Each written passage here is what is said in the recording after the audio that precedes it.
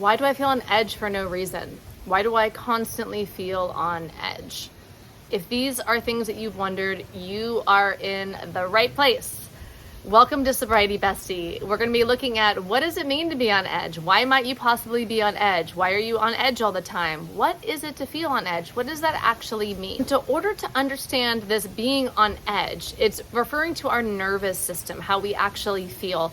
I want to look at a model of stress first called allostatic load by McEwen and Steller. It refers to the cumulative burden of chronic stress.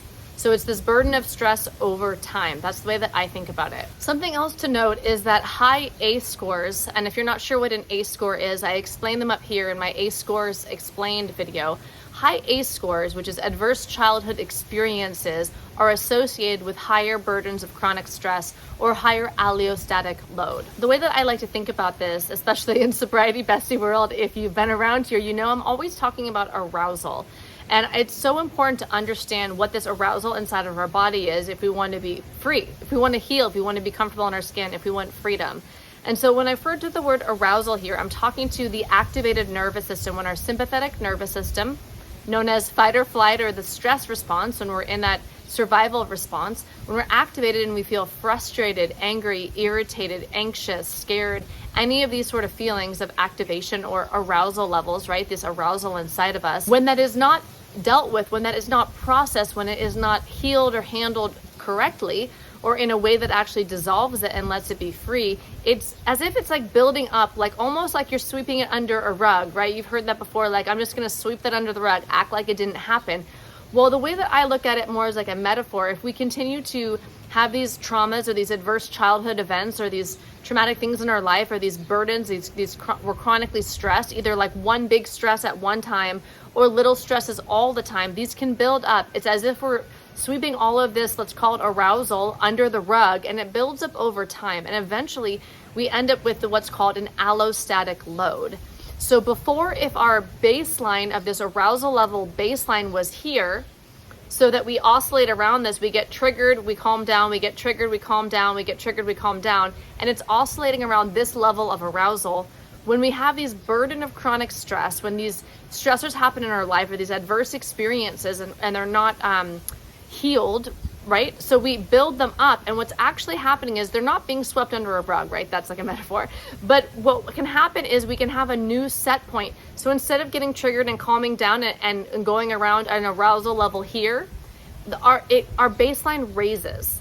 And we end up like, because we can't recover from each new trauma, or each new trigger, each new activation, we start oscillating around a higher level. Imagine this is like a graph, right? Where this is like a lower number and this is like a higher number of our baseline, the baseline arousal in our system.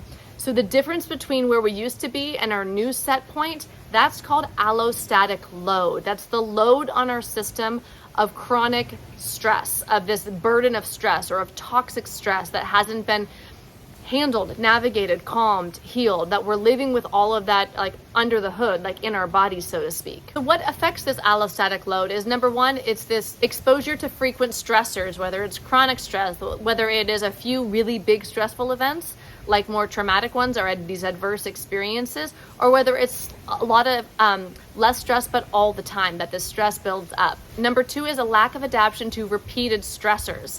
So these stressors keep happening, but we're not able to, sometimes something happens and eventually like you can, water off a duck's back, or you can brush it off your shoulder and it's not a big deal. So this that's adapting, right? So this lack of adapting is going to lead to more allostatic load. Number three is an inability to regulate or calm after the stressor has passed. So essentially in this case, the stressful event's gone, but we're still feeling stressed out by it. We don't know how to regulate or calm our nervous system down. This has different names. This can be called like dysregulated or sympathetic dominant, or when we're in that stress, fight, flight mode, this is our sympathetic nervous system. It's called autonomic arousal. So when that is still on, but we're not actually in the stressful experience anymore, but it's stayed on, so to speak. With this model of stress, with the allostatic model load, we understand that if we're oscillating at this new baseline up here, we want to collapse that. Like this is the allostatic loads, the difference between here and here. We want to collapse that. We want to come back down to what's called homeostasis. So around a lower baseline, so that we're oscillating around a lower baseline. And it's possible. Now, we might not come back down to all the way where we used to be, but there's certainly more freedom available to all of us. This is something that I believe. I'm not a doctor. I'm somebody who's had a lot of the autonomic arousal and has learned to live with a lot more freedom and ease. And so when we feel on edge all the time, or we feel on edge for no reason, or we're feeling constantly triggered, or if you're like me and you have an anxiety attack out of nowhere and you don't know why you're panicking suddenly, which is something that I certainly used to experience, this might be why. It might be that you have a burden of chronic stress inside, that you have this allostatic load that you're meeting the world with. So this is basically that the past that your nervous system has been through is meeting the present moment with this burden of stress inside you. So everything is activated, you're on edge, everything is triggered. So in addition to our understanding of allostatic load, what besides that might be contributing to the fact that we even have that load in the first place on our system that's making us feel on edge all the time? So number one, it's called, forgive me for pronunciation, phylogenetic memory. It is passed from mother to infant in utero. So this instinctual survival-based autonomic memory, that was a mouthful. So our moms essentially can pass us this survival techniques, survival stuff, information, instincts in utero, and around 30 weeks post-conception. So for a lot of us, we're still in utero at this time, memory begins to be stored. So we are born already with some of this experience from our mother passed to us. We've heard of things like ancestral trauma or it's genetics and stuff like that. There is truth to this. So some of it has to do with the people that came before us, whether it was our mother or other generations that were passed. For example, our grandmother passed to our mother and then our mother passed to us. Now remember, the brain's primary or most important function is to keep us safe. So this was a blessing, especially back in the day when there really were saber-toothed tigers on the scene that we needed to, fight or flight from. And so this was great. It's just, it could be maladaptive when we're building up all the stress in our system and we want to be free. So in addition to that, some of it might have been handed to us. And of course we can still process that and we can still heal that. I truly believe that there is freedom available to all of us, no matter what our genetics are. Because if we have genetics, we have epigenetics, right? How we think about things are going to affect how we gene about things, our genes, right? And so number two on this is genetics. So we actually are might be more aroused than somebody else. We might actually have higher autonomic arousal than somebody else, right? There's going to be a whole spectrum of how aroused we typically are just on an average day. Some people are going to be not very aroused at all, and some people are going to be hyper aroused or very aroused. So that plays into it, not only what we were born with from in utero, but also just the genetics in general. Number three is something called neurodivergent. So if you haven't heard of this term, neurodivergent, it is the idea that, the concept that, the paradigm that some of us have very, very different nervous systems than others. The others would be called neurotypical. So in the and this would be neurodiversity umbrella. So there's neurotypicals, and there's of course a lot of variation. Everyone's different. There's variation in every group, but there is variation within the neurotypical group, of course.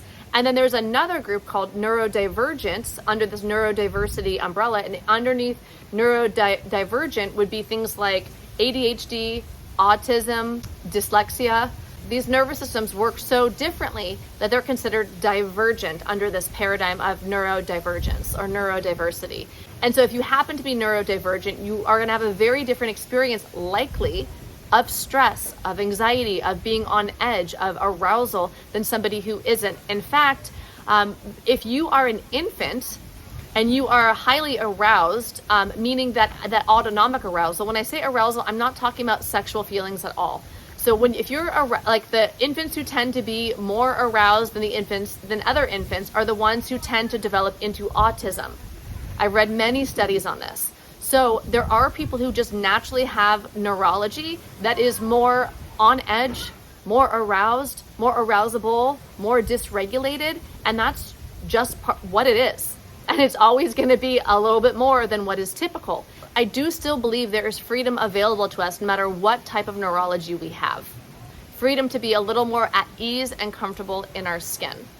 Especially if we're neurodivergent, it might be very helpful to learn about our neurotype and understand what our triggers are and what makes us be more on edge than other things, and do some awareness, acceptance, and even healing around how we can function best in the world based upon our neurotype. And for 4, we're getting more into nurture. So this is what we have been through. So some of it's genetic, some of it's our neurotype, some of it is, what happened when we were in utero, and then some of it's also what happened to us after we've been born. So if we have unresolved trauma, like if we have a higher ACE score, we mentioned ACE scores early in this, the adverse childhood experience. If we've been through a lot, whether it is big T, little t traumas, if we have been through a lot of stuff and it hasn't been resolved, that's absolutely going to make us potentially feel on edge. It's going to impact our autonomic arousal levels. It's going to impact our allostatic load until we go through and we heal it. And that's the good news, is that there is healing available. Number 5 is stimulants. We might be taking stimulants in our day-to-day life. That could be things like caffeine or any sort of chemical or substance that has a stimulating effect on our nervous system. That's absolutely going to increase our arousal levels. Or like if it suddenly starts raining. Oh my God. Can you hear that? Can you hear the rain? Number 6 would be a lack of rest and recovery. So if we're always go, but we don't give ourselves some times to rest and digest, to be in that parasympathetic nervous system, to calm ourselves down, then we never get that chance to recover and rejuvenate. And that's absolutely going to add to us feeling on edge, maybe on edge for no reason, or having that more of that autonomic arousal. Is not having the adequate rest time for recovery. And it might even just be just sitting around doing nothing. I don't mean rest like sleeping. That's not what this one's about. It's about literally just resting, watching TV, reading a book, something where we're calm. And now 7 is sleep. Obviously, we need a certain amount of sleep. I know for me, I need about 8 hours of sleep for me to be functioning at my best, at my best day, right? If I sleep like 6 hours or 5 hours or less, I'm more aroused. My autonomic nervous system is more aroused. I'm more on edge. Like I know that for myself, and I'm sure you have had that experience yourself, right? When you sleep less, that you might feel more on edge. So our sleep, like in getting that adequate sleep, getting that quality sleep, and maybe there's even like a bedtime routine before you go to sleep to help you ease into that sleep and have a deeper sleep.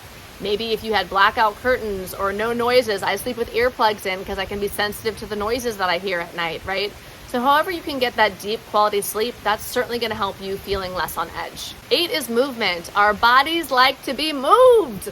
Move the energy through us. A lot of it is, if we're just sitting around all the time, we're kind of sitting in it, right? So when we think about being on edge, we think about the autonomic arousal, this anxiety, irritation, anger. It's literally energy. It is stress chemicals in our system. It is adrenaline, cortisol, plus 30 other friends, right? If you've watched any of my other videos, I talk about like the stress chemical cocktail, adrenaline, cortisol, and 30 other friends. These are hormones in our system.